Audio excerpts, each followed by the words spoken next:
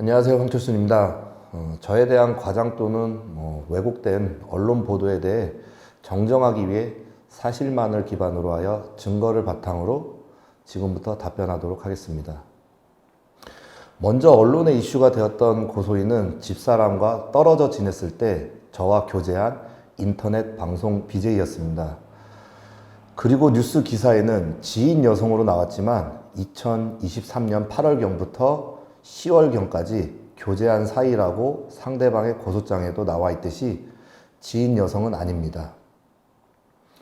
그리고 당사자는 저의 집사람에게 상간녀 소송에 걸리지 않기 위해 8월부터 교제한 것으로 거짓 진술을 하였습니다. 상대방과 교제하면서 알게 된 사실은 그 친구의 전 남자친구와 마약을 투약을 했다는 이야기를 들었고, 전 남자친구의 친구들이 찾아와 마약 투약과 함께 자신에게 몹쓸 행동을 했다고도 저에게 이야기한 바 있습니다. 저는 지금이라도 신고하자고 했으나 여자친구는 신고하게 되면 본인의 마약 투약을 하게 된 사실이 인정하게 된다며 신고를 꺼려 했었고, 그때부터 저의 둘의 잦은 다툼이 있었던 건 사실이었습니다.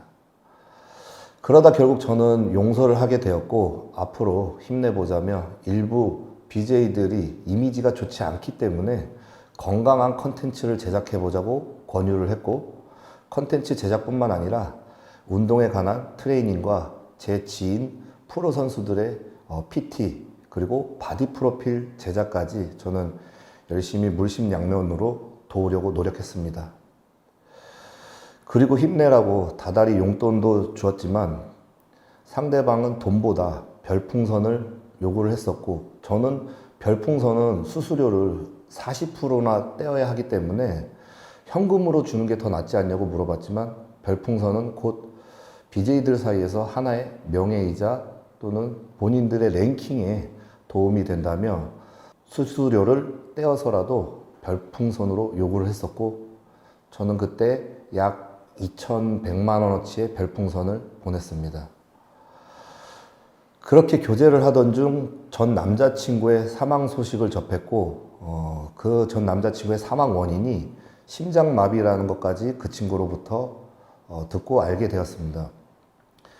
그리고 또 시간이 지나서 또 용돈을 보낸 어느 날 그 친구로부터 저의 사망보험 상속자 명의를 본인의 명의로 변경해달라고 요구를 받았습니다. 저는 일단 그 친구 앞에서는 알겠다고 하고 넘어갔지만은, 아무리 제가 이혼 소송 중이라도 두 자녀를 둔 아이의 아빠인데 사망보험 상속자 명의 변경 요구는 지난날에 그 친구로부터 들었던 이야기와 더해져서 솔직히 무섭기도 하고 더 이상 교제도 힘들겠다고 생각했습니다. 하지만 일주일 후 그 친구와 일적인 부분 때문에 촬영차 함께 여수로 가게 되었고, 이날이 바로 고소장에 나와 있는 폭행 당일인 2023년 10월 16일로 넘어가는 새벽 시간이었습니다. 촬영을 끝내고 뒤풀이 장소에서 그 친구는 또 만취가 되어서 호텔로 돌아왔고, 호텔 안에서 인사불성의 태도로 저에게 자꾸 시비를 걸어와 저는 이별을 통보하고 빠져나온 과정에서 제 휴대전화가 파손되었습니다. 그리고 저는 다음날 오후 10월 16일 휴대폰을 바로 수리했습니다. 그리고 저를 더 이상 건드리지 말아 달라며 호텔 밖으로 빠져나왔습니다. 그러나 호텔 밖까지 계속 저를 쫓아오면서 시비 거는 상대를 피하기 위해 불가피하게 우발적인 폭행을 하게 되었습니다. 호텔 밖으로 쫓아나오는 영상은 현재 요청 중이나 시간 관계상 추후 공지하도록 하겠습니다. 그리고 그 친구의 진술은 얼굴을 주먹으로 20회 이상 때렸다고 하는데, 저는 피하는 과정에서 혹여나 그 친구가 다칠까봐 손바닥으로 머리나 이마 쪽을 때렸습니다. 주먹으로 얼굴을 20회 이상 때려 전치 3주의 진단이 나오는 것은 여러분들이 생각에 맡기겠지만, 한 대든 10대든 20대든 그게 꼭 쫓아오지 못하게 위협을 가한 행동이든 폭행은 폭행이기 때문에 저는 그 폭행 사실을 인정합니다. 그리고 이후 자신의 머리채를 잡고 차량에 태웠다고 하는데, CCTV 영상에서 저는 저렇게 저 차 안에 있었고 자신의 의지로 차량에 탑승하는 영상이 있습니다. 20여 차례나 폭행을 했다는 것은 당시 상대방의 만취 상황이라 기억이 왜곡 또는 과장된 진술인 것 같습니다. 그리고 납치처럼 진술한 차량 탑승은 보시는 바와 같이 거짓임을 알려드립니다.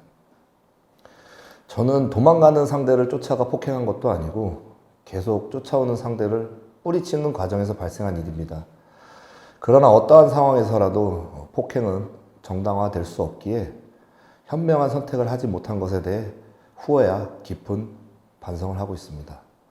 이 점에 대해 다시 한번 고개 숙여 피해자분과 여러분께 죄송하다는 말 전합니다.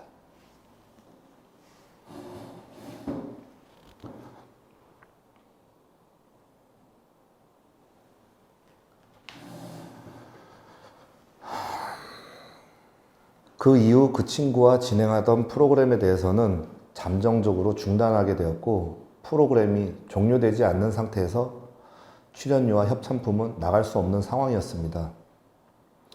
그러던 중 그 친구의 어머니께서 전화가 왔고 금전적인 부분에 대해 요구를 하였지만 회사 측으로부터는 지급해서는 안 될 출연료와 협찬품들은 제가 제 사비로 다 지급하게 되었습니다.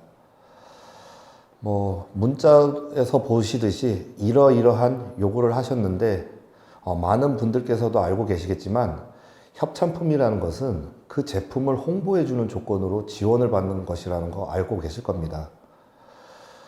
자, 그러나 협찬품을 현금화해 달라는 요구 조건에도 저는 저의 잘못을 인정하기 때문에 제 사비로 다 전달해 드렸습니다.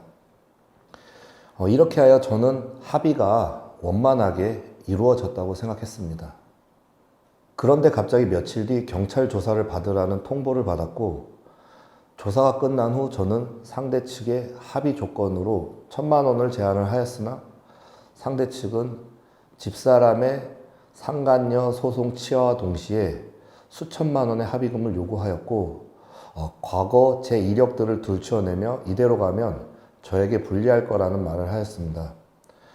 결국 합의가 되지 않자 언론에 제보하게 된 것 같고 현 재판까지 오게 되며 지금의 이슈가 생기게 된 것 같습니다.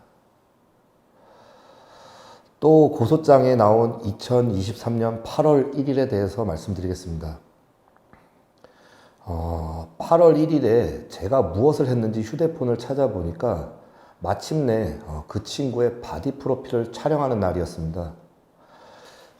저는 당일날 메이크업 픽업부터 해서 바디 프로필 촬영 그리고 그 이후 참치집 회식까지 동행하며 서포트했습니다. 바디 프로필 촬영 영상은 제가 직접 촬영한 메이킹 영상이고 뒤풀이로 한 참치집 예약 내역 또한 제가 예약한 내용입니다. 다이어트를 성공한 기념으로 참치집에서 회식까지 시켜줬고 그리고 그 바로 다음날 저녁에 출발하여 8월 3일 그 친구와 함께 한 지방에 있는 호텔 체크인 내역입니다. 8월 1일 폭행 내용이 사실이라면 지금의 이 스케줄이 가능할지는 여러분들의 판단에 맡기겠습니다. 그리고 고소장에는 8월경 교제를 시작했다고 하는데 8월 1일에 바로 폭행을 당했다고 하면 이 고소장 또한 하나도 앞뒤가 맞지 않는 고소장입니다. 결과적으로 본 영상은 저에 대한 기사들이 왜곡되지 않고 무차별적으로 허무맹랑하게 기사화되지 않길 바라는 마음에서 정정을 하기 위한 답변을 드리는 것입니다. 한쪽에서 고소했다는 일방적인 주장이 그게 언론이자 기사여서는 안 된다고 저는 생각합니다. 또 추가적으로 자료를 수집하는 대로 여러분께 소식 전하겠습니다. 운동선수로서 남들보다 더 위협감을 줄 수 있는 신부님에도 신중하게 생각하지 못한 점 그리고 무리를 일으킨 점에 대해서 다시 한번 죄송스럽게 생각합니다. 앞으로는 더욱더 운동 문화에 기여하고 선행하는 운동 프로로서의 모습으로 다가가겠습니다. 긴 영상 시청해 주셔서 감사합니다. 고맙습니다.